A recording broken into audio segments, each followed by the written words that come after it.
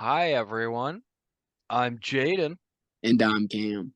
and we are the Super Gamer Bros, and this is the Super Gamer Bros podcast. We are just a couple of brothers who love playing games and love talking about games, so that is what we do!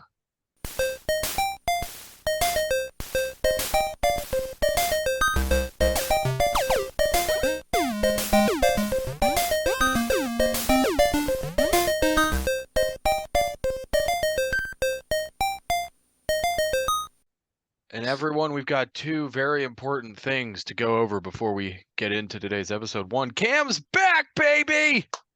That's right. That's right. Woo! Oh, Cam, it's been a long time. What you been up to? We don't have time. We got to get into the episode.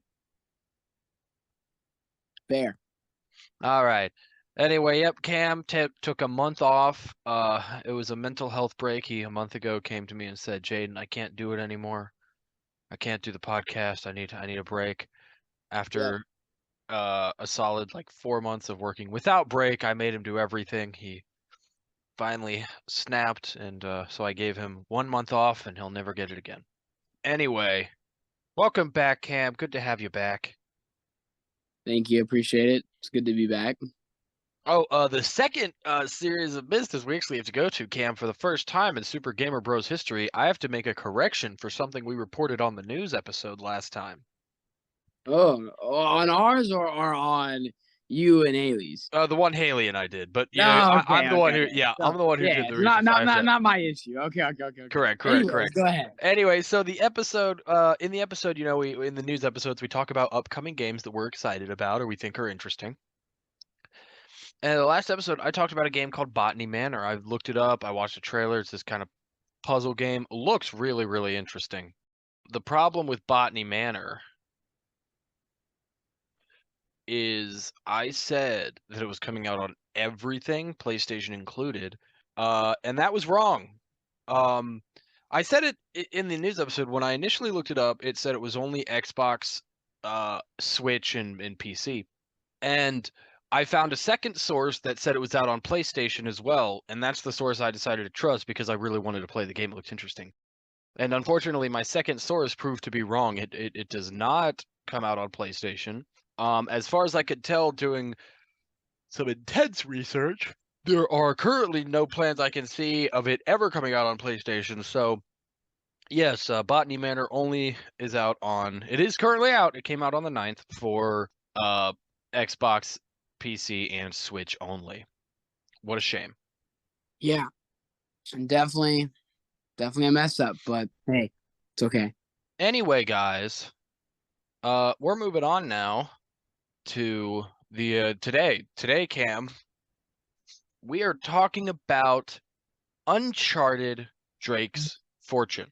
Yes.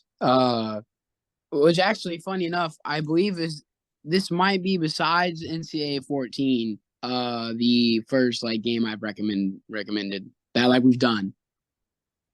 Oh, Am I right? yeah, I guess you've been bringing up Uncharted for us to do really since before you even actually joined the podcast. Yeah, I have. It's a good series. Well, tell us about the game then. Do you want me to just talk about the story? Well, do you know like about the background of the game? Do you know?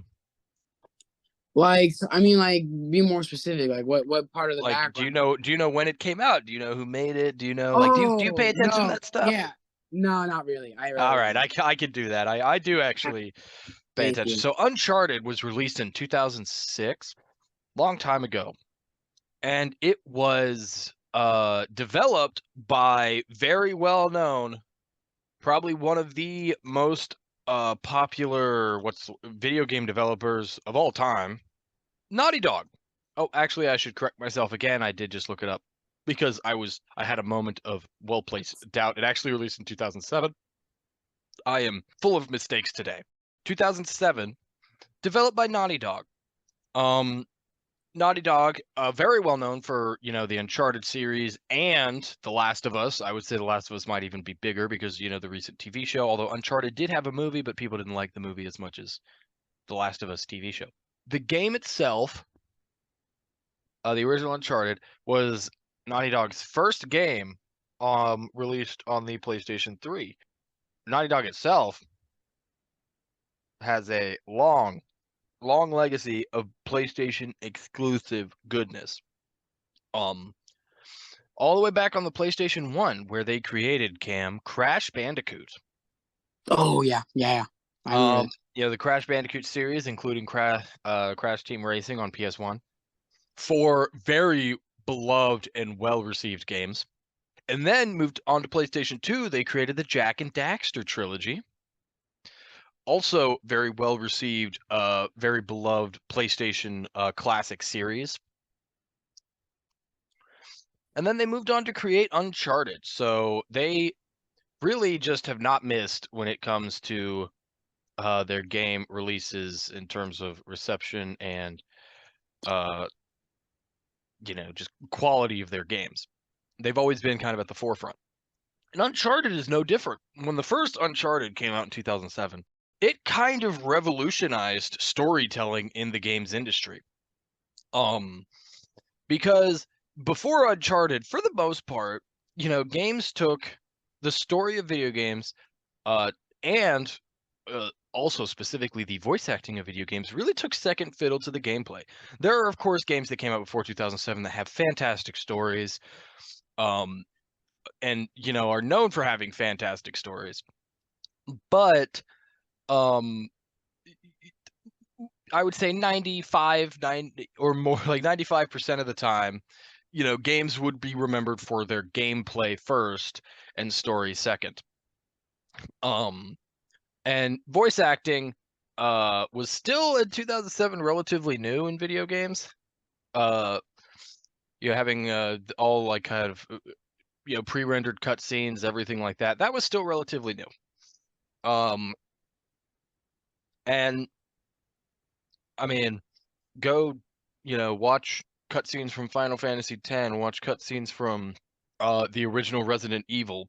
Voice acting was not always great. Even in, say, Naughty Dog's PS2 game Jak and Daxter, which has voice acting, it's not bad. I certainly wouldn't say that, but it's still, you're like, it's a video game, whatever.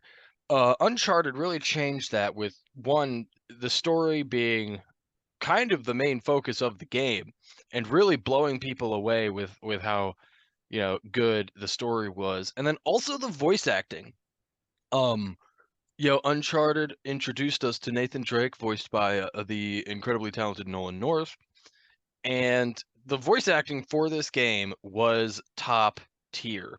It really blew every game out of the water, and people absolutely loved it. And as I said, revolutionized the games industry, because after Uncharted is really when you begin to see an explosion of games that are more focused on story over gameplay. Not like, in a bad way, but just more story focused, narrative focused. Hey, we can really tell very, very good stories with video games if we want to. Voice acting as well. You could absolutely, comparing games that released before Uncharted to games released after, a huge spike in the quality of voice actors, and voice acting. Yeah, that's definitely one of the biggest takeaways that I have from Uncharted. Is its acting and how it kind of puts you in like a movie scene vibe, which Yeah, has always been really cool for me because I'm more of a story person than I am a gameplay. Now obviously I don't want gameplay to be terrible. No one does. But I always like a really good story. And so, for me, and I think I kind of, it's funny, I think I kind of get that from when I was little and I used to watch the siblings play games. But yeah, Uncharted was one of the first games that I played actually because, you know, when I was a little boy, I used to go and play my dad's video games that he had at his house. So, um, when I would play it though, it was just different for me because it wasn't, kind of have to piece the story together. I mean, it was already in front of your face, and I don't know, it was just different first time. exactly. Now, you might be wondering, you know, hey guys, if this game is so important and so good, why did it take you over, what, 3 years of podcasting to talk about it? That's very simple. I played this game for the first time about a month ago. That's true. That is true. I know. And honestly, listen, when Jaden, when you told me that, I was so shocked It because I feel like really, Uncharted's a big name in gaming. absolutely. No, it really is. Like, to everyone that knows me and knows how much I love video games, like some of the guys at work, like when I told them I did not play Uncharted, they were shocked. They could not believe it. And it was always just, yeah, I just never picked it up, played it. Like, there were always kind of other games around that I wanted to play, but then, Cam having played the entire series and saying, Jaden, we should do that for the podcast. We should do that for the podcast. We should do that. I finally decided to man up, shape up, and play the first game. I haven't played any other game yet. I just played the first one. I did play it because I thought, yeah, well, we could talk about it on the podcast. And it's Uncharted. I was going to play the series eventually. Right. Anyway, I will say this. Out of all the Uncharted, 2 and 4 are easily the best in my opinion. I actually hear that opinion a lot. Yeah. So congrats, Cam. You were unoriginal. Okay. Anyway, so that's enough. I feel like this is a long intro. Let's get into it with the setting. Uncharted takes place mainly on an uncharted island. What? Who would have guessed?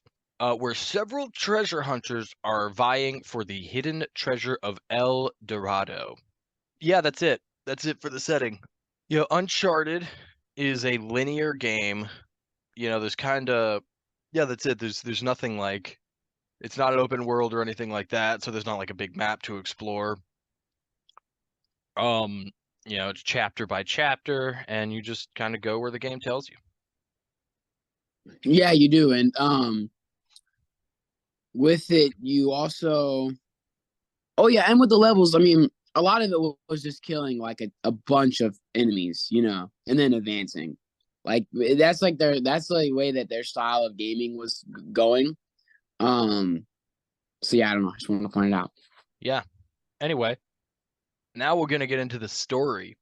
So, treasure hunter Nathan Drake, accompanied by reporter Elena Fisher, recovers the coffin of his self-proclaimed ancestor, Sir Francis Drake, having located it from coordinates inscribed on a family heirloom, a ring Nate wears around his neck. The coffin contains Sir Francis's diary, which gives the location of El Dorado.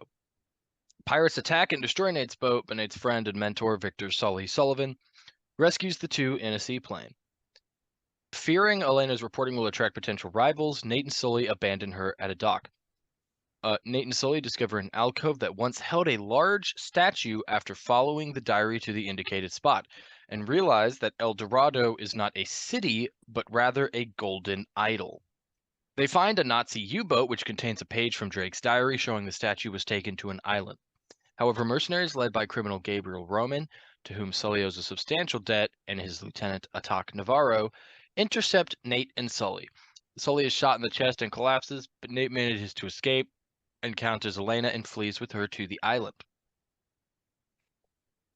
On the way, anti-aircraft fire forces Elena and Nate to bail out, and they are separated. After retrieving supplies from the wrecked seaplane, Nate heads toward an old fort to find Elena.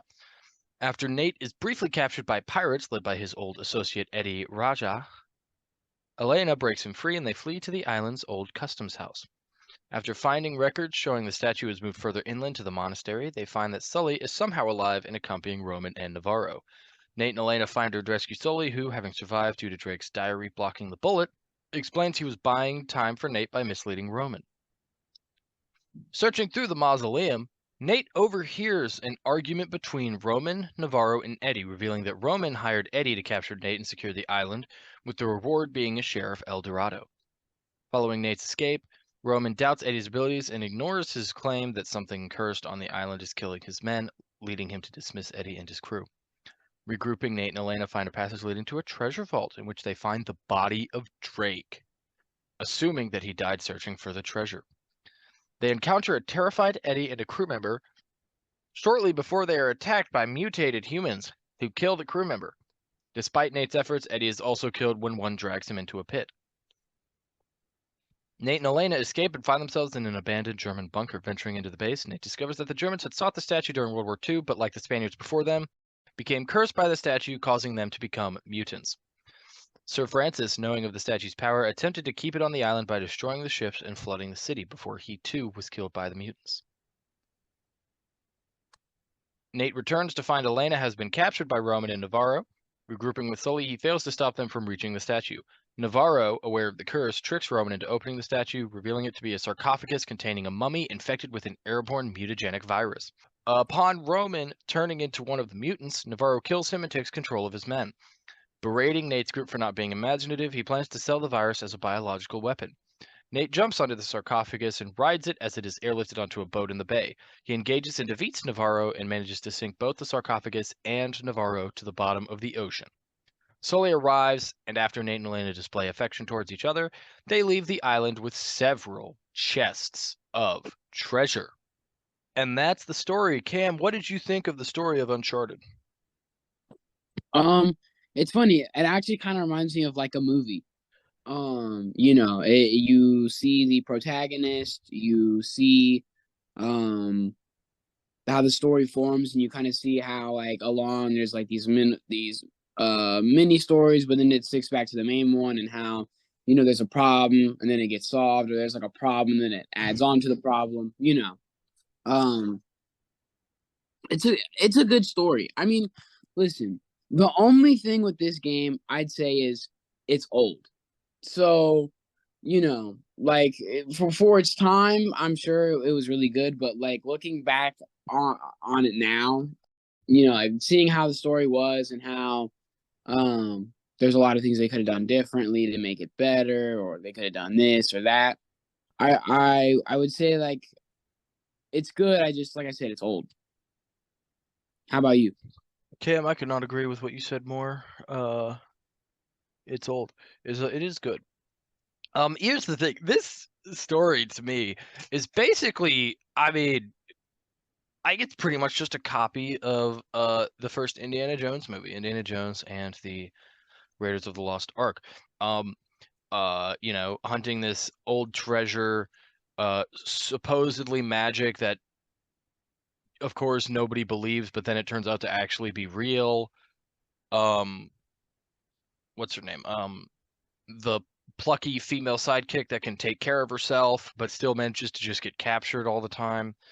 Yeah, Uh, uh, Nazis. I mean, it is, which kind of knew that going in. It's pretty funny. If you look at it, every decade since like from the like 80s through the 2000s has its big treasure hunter hero. In the 80s, it was Indiana Jones. In the 90s, it was Lara Croft. And then in the 2000s, you get Nathan Drake. All the same kind of people. They hunt treasures. They find treasures. Um, which, hey, that's cool. There's nothing wrong with it being a big copy of Raiders of the Lost Ark. That's a good movie.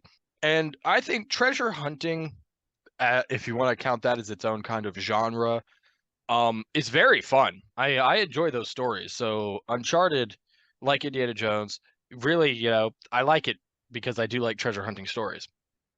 I do think probably my biggest uh, gripe with the story is the the whole like El Dorado.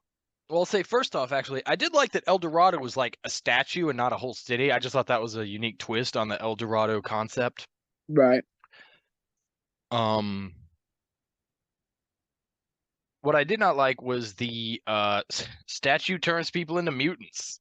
Um, Oh yeah, I did not like that. It's one of those. Like it reads here that the sarcophagus contains a mummy infected with an airborne mutagenic virus. I didn't really catch that playing the game that it was like actually, I guess, a scientific thing and not a magic thing. In my mind, it was a magic thing. Um, but yeah, I didn't like that. Fighting them was, I mean, honestly, wasn't too bad. It was certainly, I guess they did actually, I think, succeed in the kind of the chapters in the story when you're going through the German bunker and there are those creatures and you have to like turn on the power. yeah. It is like a surprise hidden short little horror game in there. I Uh dude, I and like it. It's the horror. It was fun playing a horror game with Uncharted. It was very unexpected. Even like game came out 17 years ago. 17 years before I played it, and I actually did not have that spoiled for me. I had no idea. Despite not playing any of the Uncharted games, none of them have actually been spoiled for me in terms of like the stories, which is actually pretty impressive now that I think about it. But yeah, so I actually had no idea about that going in, and again, the horror part, like going through the base, I thought was cool. I thought it was fun, but the actual just idea to me, it just made it too much like Indiana Jones with the what is it, with the Ark of the Covenant actually like being magic and melting faces and stuff. I feel like having this actually have, I guess, scientific or magic, whatever one, of turning people into mutants, it to me was just that same concept and really uh yeah, I just did not like that. Like Yeah, that happened in the story, and I was like, oh man, they're going for like straight up copy of Raiders, aren't they? yeah, dude, I loved it. I mean, I don't know. To me, it was different. It throws you off. It gets your mind thinking. And it kind of gets the heart running. Uh, I'll agree with that.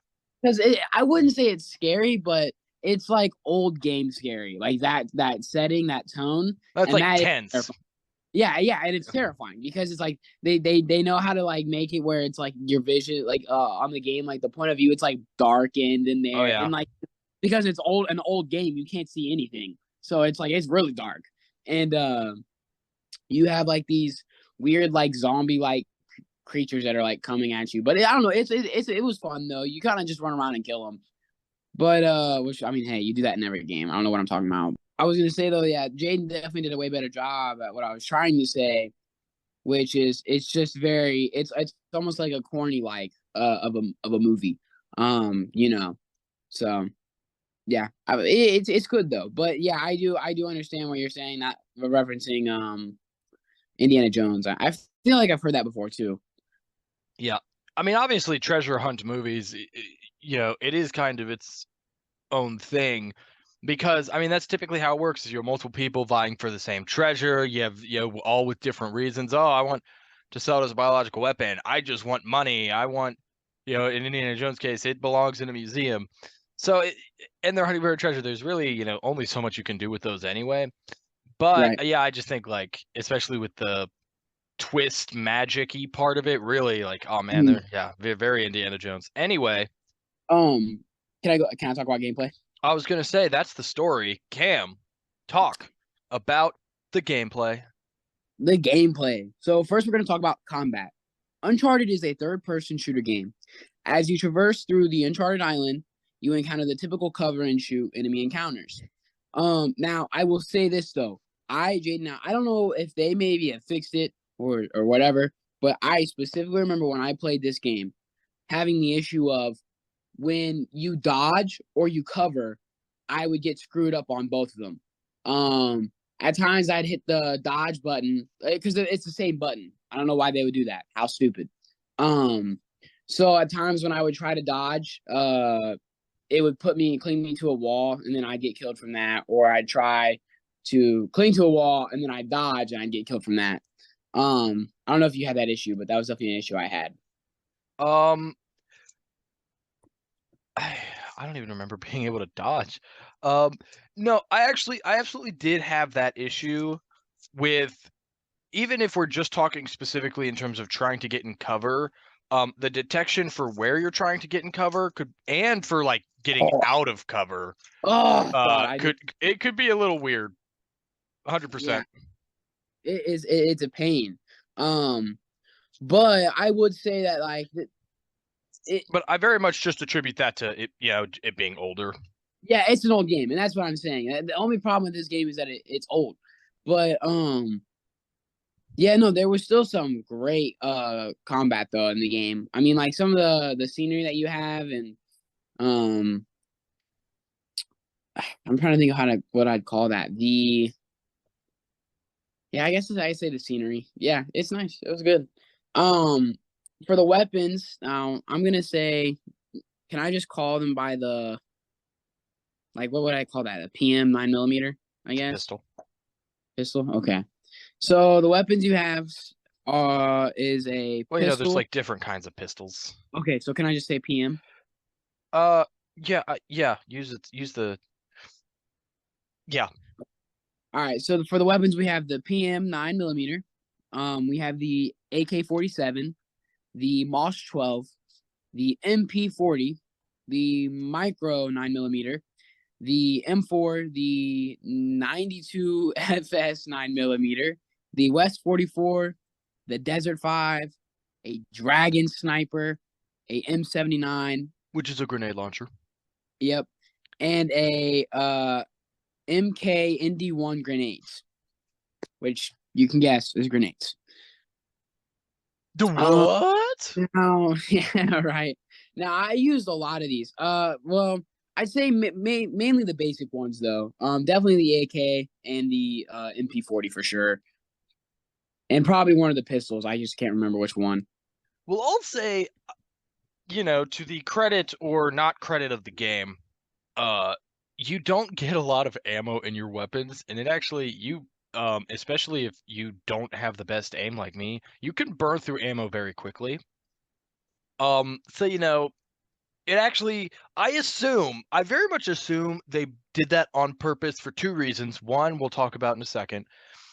Two is they wanted you to pick up and use the different guns that the enemies have because you cannot in this game keep the same weapon the entire time because enemies don't carry them all. You're going to Yeah. run out of ammo.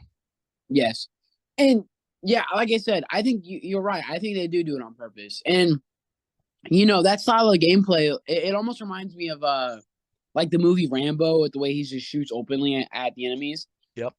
It's the exact same way. Like, I don't know, like I feel like when you shoot, it's just like it's meant to just let the bullets fly.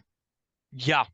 Anyway, um, no, I mean I agree with you. Uh, and I mean I like the weapons actually. I think for the most part they're pretty okay.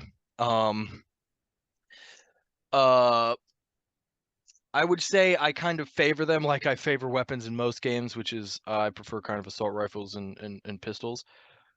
I do like that this game is good as in one headshot kills an enemy because you're gonna be headshotting a lot uh Hmm. in this game if you want to live because body shots they take way more. But even with a pistol, even with the first pistol, the weakest quote unquote weapon in the game, one headshot kills, which is great because games don't always do that, and it always pisses me off. Even Naughty Dog doesn't do it with their zombie games. Headshots don't instantly kill every zombie, which is annoying. I hate that. I think headshots you should be rewarded. I mean, they take less bullets, I guess, but I feel like, hey, if you can hit someone's head, they should be dead.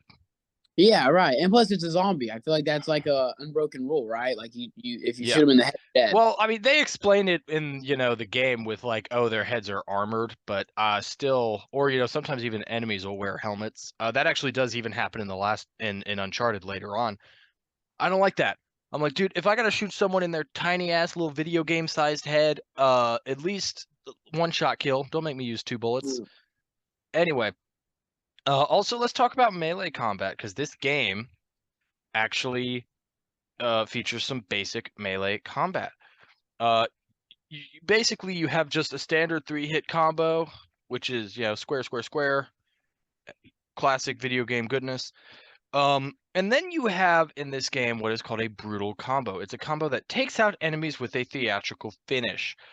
Um, if you want to get into button presses, it's square, triangle, square, and you have to kind of wait until the end of a punch to do the next punch. You can't just like mash it as fast as you want to. Um, and as I said, it's kind of a theatrical way to take out enemies. The animations for the brutal combos, I think, are actually very fun to watch. I do enjoy doing them. Also, gameplay element. Brutal combos cause enemies to drop double the ammo that they normally drop. Where I said earlier, you never have enough ammo. This is a way to help with that. Here's my problem with this, though. In pretty much every combat encounter you are in, there are a lot of guys all shooting guns at you. And when you go Oh, out of cover, you're going to get shot and shot and shot and shot. Like, it is so inefficient to try to do this to enemies, brutal combos, because you're getting shot at the entire time you're doing it, and yeah, you're gonna die. I mean, there are several times that I died just trying to do brutal combos to get more ammo because there's Yeah. just too many enemies all shooting at you. I think like it's a cool concept in terms of, oh, it's a way to get more ammo, and it is. I imagine, they did that to entice people to do it because they are like cinematic little kills and they do look cool. But it just in yeah, in practice in the game, unless you're playing on the easiest difficulty, which even then I didn't play on the easiest difficulty, so even then you might die too quickly for this to be a really effective method of taking out enemies. Yeah, it's kind of dumb, honestly. Yeah. And I believe now I don't know for sure, but I am pretty sure that they calm that down by a lot in the later games. But I would say that's one thing. I love Uncharted's uh melee combat.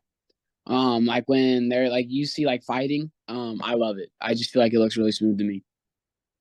Yeah, I mean it looks cool, but it's just so Dangerous. inefficient to use. Yeah, it just Yeah. like it doesn't make sense because anytime I try to use it, I'm getting blasted with bullets and blasted, and it just does not work for me. Anyway, Right. anyway, let's move on now to traversal. When you are not gunning down enemies, you are running and platforming through abandoned cities and ancient ruins. Platforming elements allow Nate to jump, swim, grab and move along ledges, climb and swing from ropes, and perform other acrobatic actions that allow players to make their way along the ruins in the various areas of the island that Drake explores. Um, I'll be honest, guys, platforming is rough. It is rough. Yeah. Yeah. No, no, no. Detection for like, it has that classic, oh, when you're holding on a ledge, hold back and press X to like jump to the ledge behind you. Detection with that can be rough. Swinging on vines can be rough. Uh, Platforming in this game is rough. Yeah, it is. It's not really Um, that good. It's yeah, very annoying actually. It and kind of makes me mad. yeah, it is, quite basic, but it's rough. And as I've discovered to my horror, after one multi-minute platforming section, when you're in the German's base, if you even if you finish the platforming section, if you die before getting a checkpoint, because you do something stupid like, well, the game does something stupid like not register your jump properly and you fall to your death, you always got to start from the beginning. There's no checkpoints kind of along the way. Yeah, it's rough. It does not happen a lot, but you can tell that they are kind of, I assume including these platforming sections to be like, hey, look, you're hunting for treasure, you're climbing these ruins, isn't that awesome? But it's rough. Yeah, it's definitely aggravating for sure. And of course, it's just an old game. It gets better, Yeah, the yeah, next one's on. it's like, But yeah, it's but like it's oh, go ahead, Kim. no, you're good. I was just say, but for this one, yeah, it's like watching a baby Yeah, try to take a step. It's rough. yeah, I understand wanting to include it for, the purpose of, again, being a treasure hunting game. You kind of expect to explore ruins, and that requires climbing and things. And it's just something to break up the monotony of gun combat. It's just rough, man. It is absolutely. I will tell you, if you're going back playing this game in 2024, it's rough. And now, Jaden, I have a question for you. Uh-huh. Did this game come out before or after the first Assassin's Creed? I actually had to do some research here to answer your question. Assassin's Creed, the first Assassin's Creed game. Are you there? Yeah, yeah. The first Assassin's Creed game released November 13th, 2007. Oh, okay. Uncharted Drake's Fortune released November 19th, 2007. Wow. Okay. So So then, you know that's what? They actually don't really crazy. have an excuse Well, I because mean, I would say, I think Assassin's Creed, the focus was on the parkour system, true, but whereas yeah, Uncharted, I think it was more just they were doing it, yeah, the focus was on the story. yeah. They focused on that more later. You're I right. do Not think that is I do think that is absolutely hilarious and cool that those two iconic games that started iconic game series came out within 6 days of each other. I didn't know that. Dude, what a time to be alive, What a dude. time to be alive. Anyway, so that is cool. So Assassin's Creed, the first game did come out first, but also, Cam, let me tell you, if you haven't played the first Assassin's Creed game in a while, it's also pretty rough. Oh, really? Yeah, I mean, like, I love Assassin's Creed, but any of those old Assassin's Creed games are pretty rough. Yeah, I do remember that. I actually, Anyway, I remember, dude. You know what's funny? I remember when I can't remember which one it was. It was probably Black Flags, and I remember seeing the graphics and like thinking that I was gonna commit and I was gonna go and play the first Assassin's Creed. And I looked at the graphics, and younger me was like, absolutely not. which I was actually like, there's also funny, Assassin's Creed had Nolan North as the main character. Yeah, Desmond. Yeah, Nolan voiced Desmond, so he was actually at both of those big series at the same time. Yeah, really don't think about that. Anyway, guys. well, that means, dude, that means he must have been. Dude, that means he must have been doing both at the same time at some point. That's Oh, wild. absolutely. Yeah. That's so wild. Anyway, guys, moving on to additional gameplay mechanics. We're talking about stealth. The game has stealth kills, but basically no other stealth mechanics, which is really weird. I have absolutely no idea why they included this. There are. It's funny because there is a trophy in the game for getting 50 stealth kills. There are, I think, 2 instances in this entire game where I was able to kill someone with a stealth kill. You can't sneak. You can walk slowly, I guess. There's, hiding behind cover doesn't help. Enemies seem to have very good detection. Like, this is a game that really is not built to be stealth through in any regard. But for some reason, yeah, there's a stealth kill option. Yeah. Yeah, I wouldn't say this game is known for its stealth. No, I feel like No. it's more like just go out guns blazing. I mean, I was just saying, yeah, it's just weird. Like, uh, honestly, baffles me why they even included this in the game. Yeah, I actually don't know. I mean, I don't even know how you could get 50 stealth kills. It's impossible. I mean, you just farm it. I actually looked up a trophy guide for the game, and there was a point in the game where I almost did farm it when I was playing through, and it was funny because the guide I found also said, yeah, just farm this point, just kill this guy with a stealth kill, die, and do it 50 times because there's not really a way to get it through natural gameplay. Right. Yeah, that makes more sense. Yeah. We also have the vehicle selections. There are three different vehicle selections.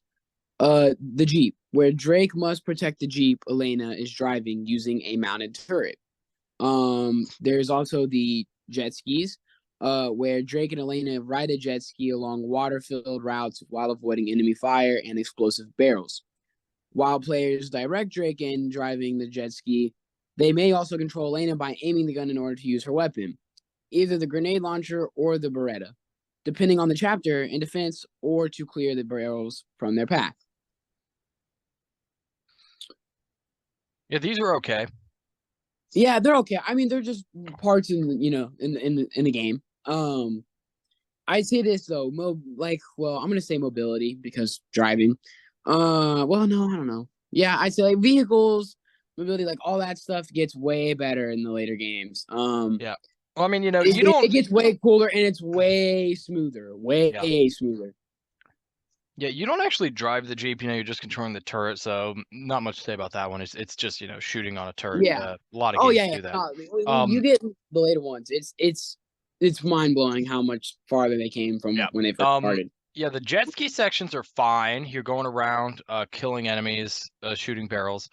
Again, it's annoying because, I mean, I played the game on, like, I think normal difficulty, but you die annoyingly quickly to the point where you're kind of like, I was dying so much, I just would memorize where the enemies are so that I could just slowly inch forward in the jet ski, shoot them, and then go around. It's not really made to just go around as fast as you can and shoot enemies along the way. No, it's not. No. Especially because I think you actually stop, like, when you start aiming to shoot. Um, So that's like annoying-ish. But it's not bad, and it is, I guess a break from the rest of the game where you're running around shooting enemies on foot. How jank was the water? I feel like I remember it being like janky. I don't know why. What do you mean by janky? Like this, did the water look good? Like, did it look like, for its time or no? I feel like I mean, it I looked fine. I it wouldn't looks really. fine. I mean, it certainly wasn't bad enough for me to feel like commenting on it, but it wasn't, Yeah, like it maybe wasn't it's like the yeah. greatest water I've ever seen in a video game. No, I just remember like I don't know. I can't remember if it was that when I remember being on it and like the just like the feel of it when I was you're on the jet ski. It just felt off. It felt very off. Yeah. Anyway, yeah, those are the vehicle sections. There are two different jet ski sections and one Jeep section. And they're fine. Whatever. Now we move on to collectibles, treasures.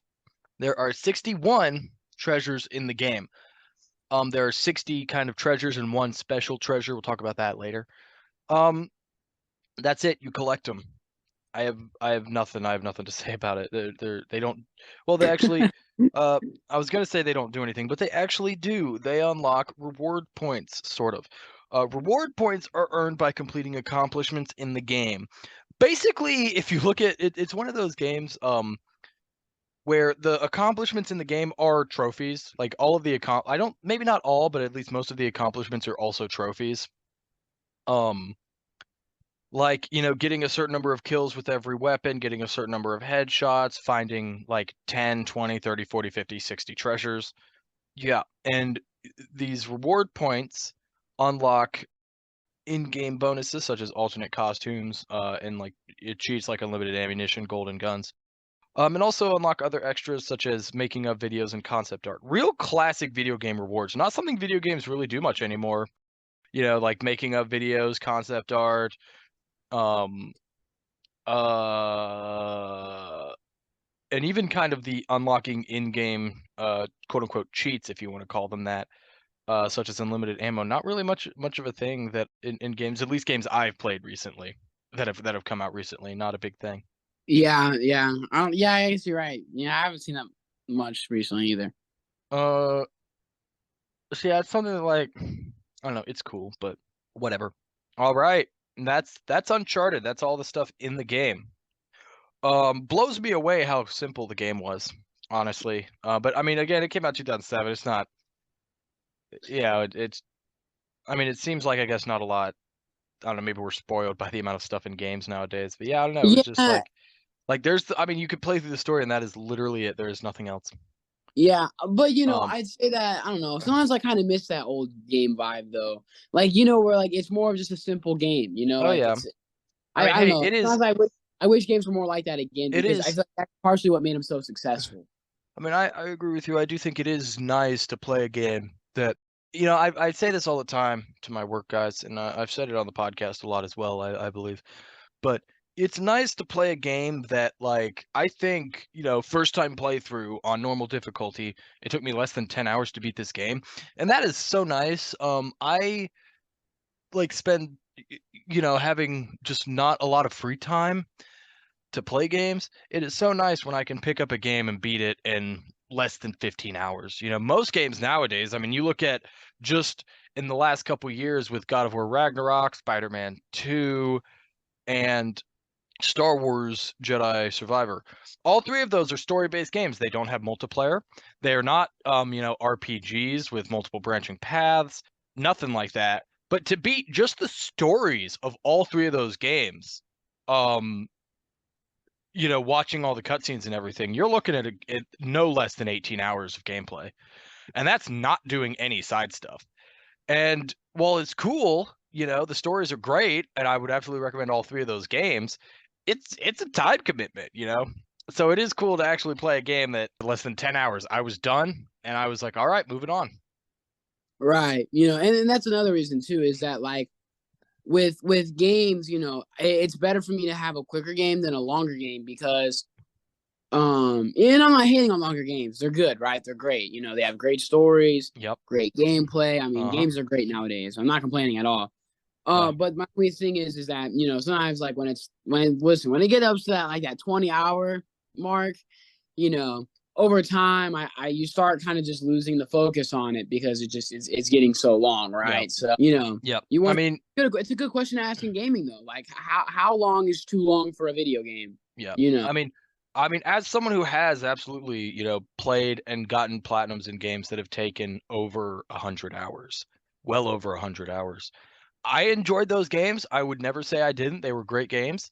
But starting a game that I know is going to take me at least, 100 hours to platinum is tough. Like, it is tough to kind of motivate myself because of just with being able to play video games at most roughly 2 hours a night.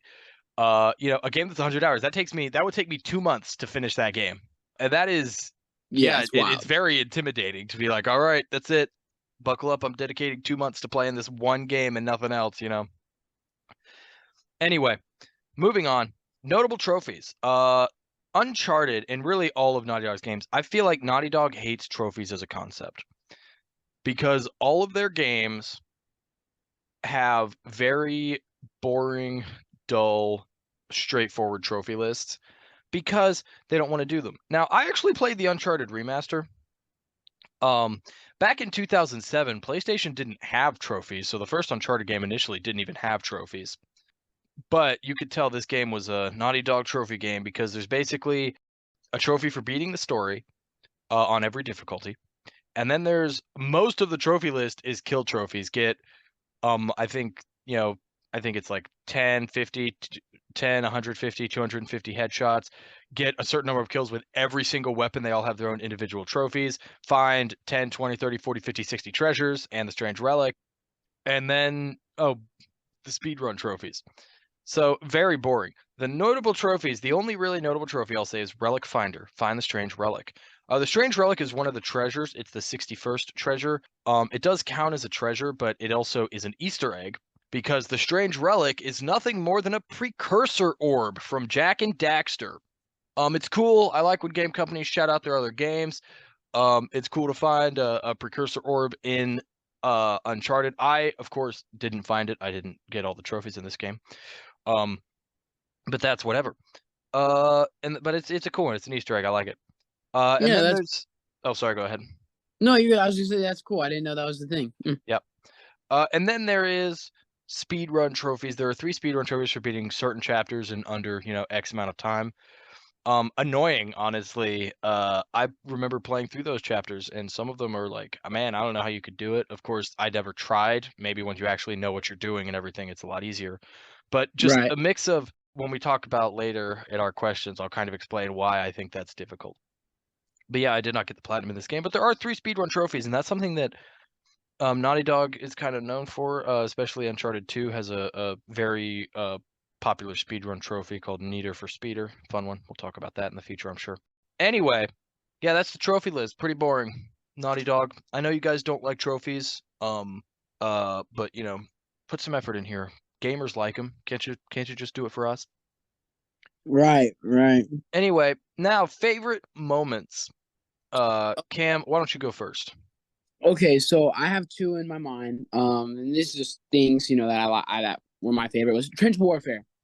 I love, like I said, I love the scenery of the game. It gives you a like an island, Indiana Jones, scavenger, vibe to it, and I love it. And I love the jungle. I don't know why I always think just the jungle is really cool. It's a cool place to have a video game, a movie, anything, right? It's just it's such an interesting place. There's various animals there. It's just really cool in my opinion. And the other thing would be the switch from fighting people to fighting zombies. I love that. I don't know. I thought it was really cool. When I remember when I first played it, it just completely threw me for a loop. So when that happened, I was like, "Whoa, what is this?" And then you're playing it, you're kind of you're a little scared, but it was fun.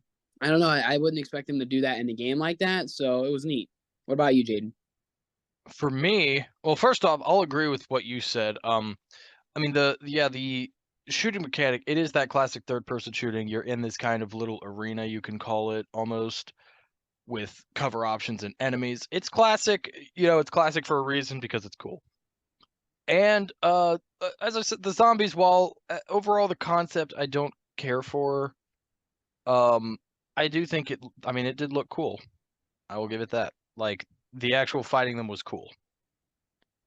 Right. Um, my favorite thing, or one of my favorite modes, are the puzzles. The game has a very small amount of puzzles, which is kind of I expected more because again, that's part of the treasure hunting exploration element is solving those puzzles.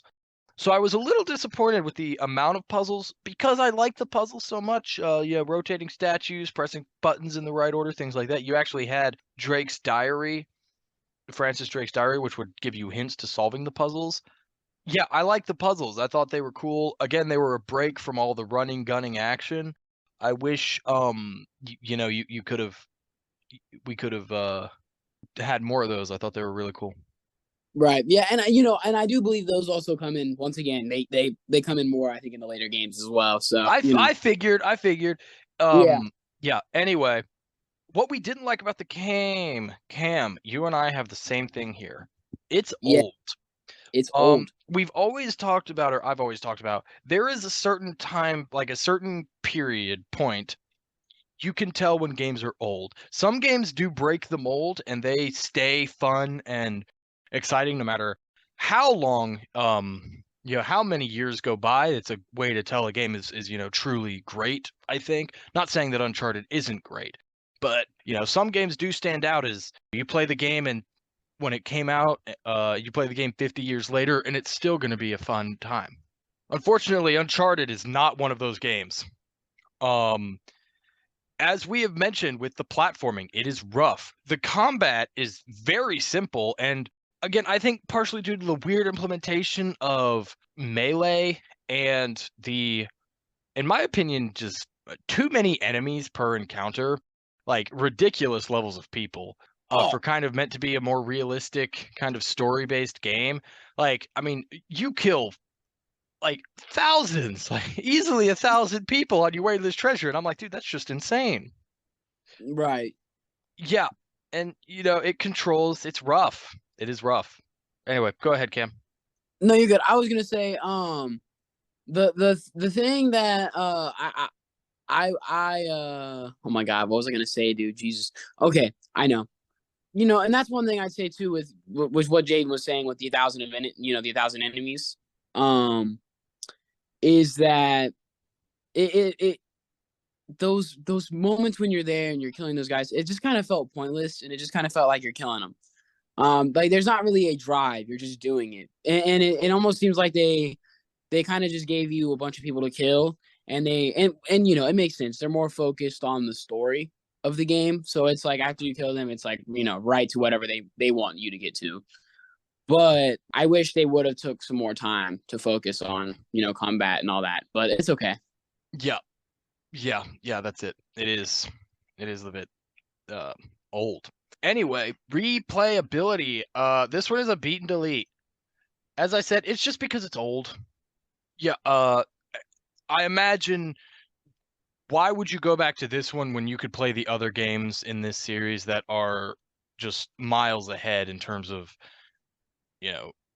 refreshment and nuance and everything. Right, I agree. All right, beat and delete. Yeah, Anyway, Cam, it's a big delete. what are your final thoughts on Uncharted Drake's Fortune? I'd say overall, it's technically, in my opinion, still a classic. It's the start of one of the most known gaming series, and gaming, in my opinion. Um, you had some puzzles around. I mean, not too much, but there were some creative. You still had the parkour aspects. You were still out there killing enemies. And you got the Uncharted experience. And so overall, I'm gonna say it's it's an okay game. And obviously, like I'm actually one to say that if they were to do like a remodel of the game, and fix some of the problems with it, and kind of fix some things about it, then I actually think about buying it again and trying it again, because they can maybe change it and make it better. So, what about you, Jaden? Yeah, I can understand where you're coming from with that point. Yeah, my final opinion is, I mean, it's the game that started it all. I feel like, for the sake of, if you've never played the Uncharted series, I would say give it a shot, at least for, just kind of getting into the series itself. If you're, kind of struggling with making it through the oldness of it, at the very least, watch a playthrough, watch cutscene video, whatever. But I mean, I think the game is short enough that pop it on the easiest difficulty and, play through it. It it is an iconic game, like you said. It is the start of the Uncharted series, but it is old and it is rough. It's a stepping stone for what the series became in the future. So I can't hate it for that. As you said, I think even though it is rough, it still deserves the status of a classic game. And yeah, that's it. Yeah. And now we're on to the indie bit, the bit where we talk about indie games. Yay! Today we are talking about The Messenger. Um, The Messenger is a faster action platformer. It was published by Developer Digital. It has an 8-bit type of style, which gave it a video game vibe for sure. You are a ninja who goes to a cursed world. You go back to like previous levels to find key items. You have to focus on mobility and being precise. You go through these levels where you are having to dodge several things, including enemies, as well as you get to map around to go to the next level. Um, it can get pretty challenging. It gets pretty hard. Um, do you like it, Jaden? Yes, I did. Um, for starters, I'll say you didn't mention, I think, the biggest part about this game, which is at a surprisingly long amount of time into the game, uh, you unlock the ability to time travel, and you have different points in the levels where you can pass through them to travel to, I believe it's 500 Uh, years into the future or past, and that um, opens up different parts of the level for exploration and things. yeah. I mean I kind of mentioned it. I just said that No, no, it's fine. I'm just saying, like, no, that's you like can do it. No, I know. I was like just saying. I all mentioned it technically, yeah, like saying like you're going around the map to go to the next level. I said yeah, but I think let's see where I just had it too. Oh, you go back to previous levels to find key items. see, but I read that. you're just saying levels. You want to say like times, like time travel is the big thing. Yeah, like Right. every Okay. every every indie game platformer has their thing. This game's thing is the time travel aspect, and I think it's really cool. It works really well. It is a classic 8-bit 2D tough platformer. The game's hard. I was playing through it and I'm like, dude, I don't know if Cam's ever played a game like this before, but this is hard. I don't know if Cam can beat it. Oh, What? I said, no, absolutely not. Yeah, Let me it tell you, was man. I was a few levels in, and I realized my mistake of picking this game, and yeah. yeah, it is tough. Um, I did play it, beat it, platinumed it, loved it. It's just that classic platformer. It does that indie game thing that a lot of indie games do that I don't particularly care for, where the writing is very meta humorous. Another game Cam picked, Cardo, if you remember that one, Cam, that was a great game as well. Yeah, Uh, did that same thing where like they're all kind of funny and they kind of joke about everything, and and like they basically talk like they know it's a video game and stuff. At least kind of the other characters, the character you play as doesn't get it, but all the others do. Um, it's fine. The story, while at first it's seemingly basic, actually gets super intricate and enjoyable. I actually think the story is top notch. For being especially for being like just a kind of classic 2D platforming game. Um, but overall, yeah, I think this game absolutely is a success. It was a fun game. It was hard as shit. I mean, legitimately, I think if you're playing just through the story, It's like, I would say a 6 out of 10 difficulty. Going for all the optional collectibles, which is where the toughest platforming challenges are, you're probably looking at like I would say an 8 out of 10. It is hard. Right. Now, I'd say this though: don't take Jaden's judgments for the ratings too serious, because Jaden is an excellent gamer. Uh, his experience is a little less hard for than, I don't know, I'd say the average gamer like me. Cool. Um, Yeah, so that's what I think. Cam, did you like The Messenger? listen, now I can say this truthfully: I did not finish the game. Uh-huh. It was really hard. It is hard. It's so hard. Trying to use the mobility and the move set, like trying to think of that at the same time while trying to dodge enemies, move around the map, trying to get to the next level. It's a little stressful, and I kind of have a hard time sometimes doing two things at once. So, it's quick to let it get out of hand, in the moment, and get flustered. But it's a good game. The I don't know what type of music. I'm gonna say retro music, like comical, Oh, no, video music. 8-bit video game soundtrack of this game was also phenomenal. I did not Yeah, mention yeah, that. that's I what I'm did saying. love the soundtrack. Like, it's a very 8-bit-ish, like, it's a classic.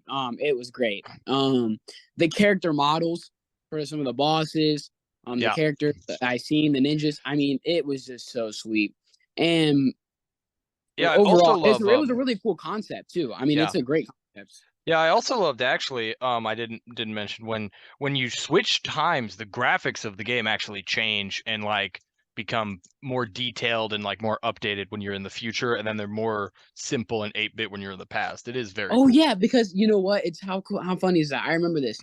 When you go and it changes, it goes from 8-bit to 16-bit. Yep, that's exactly what it does. Very cool Yeah, detail to add on to your time travel game. which is so neat that and yet you double it Yeah. by from 8 to 16. It's such a cool idea. They Yeah, it works very well. I very much applaud the developers for this one. I think it was a very, very fun platformer. Also had DLC actually that I did play and beat the DLC as well. Fun DLC actually. I would recommend the DLC. Although I'm pretty sure the game also kind of like leaves room up for a sequel that I don't think ever happened, which is kind of disappointing. But Yeah, I don't know when this game released. Maybe it's in development or something. but was the DLC free? Yes.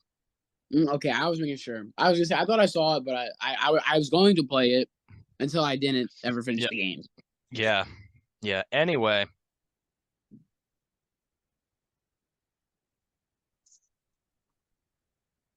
yeah, that's that. That's the messenger. Yeah, Our next indie bit, Cam, you're gonna like it. It's a story-driven game, no hard platforming that I'm aware of. It is a game called Oxenfree. oxen free. Oxenfree. I actually bought this game. This was not a PS Pass game. Um, the reason I bought this game is there's a YouTube channel I like that is PlayStation focused, and the one guy was when I was looking for indie bits to do with Haley for the last news episode, I was trying to look for short games, and I watched a YouTube video of a guy talking about short games that you can complete in one sitting. And this was one game that he highly recommended, but took like I think he said maybe 4 to 5 hours, and that was still too long for me and Haley to do in time for the last episode. So we, did a short hike. Go, listen to Haley and I talk about a short hike if you want. In the last episode. But Oxenfree was a game that the way he talked about it really piqued my interest, and I thought it'd be something Haley would enjoy. So I bought it. I actually paid for this indie game. Been a long time since I've done that. And yeah, now you and I are going to talk about it, Cam. Sweet. All right. Hey guys, don't forget new episodes every other Monday. Rate and subscribe. Tell us if you like our show or tell us if you don't, and tell us why. Tell your friends and enemies about the podcast. And you can follow our Instagram, the Super Gamer Bros, for updates on episodes. And subscribe to Noah's YouTube channel, Noah the Super Gamer Bro, where Noah still uploads videos every single day. Right now, he's actually playing through Avatar: Frontiers of Pandora, that Avatar Blue People game, and I'm actually interested in that. I want to give that game a go. Um. Anyway, go check that out. And yeah, thanks for listening, and we will see you guys next game. Peace.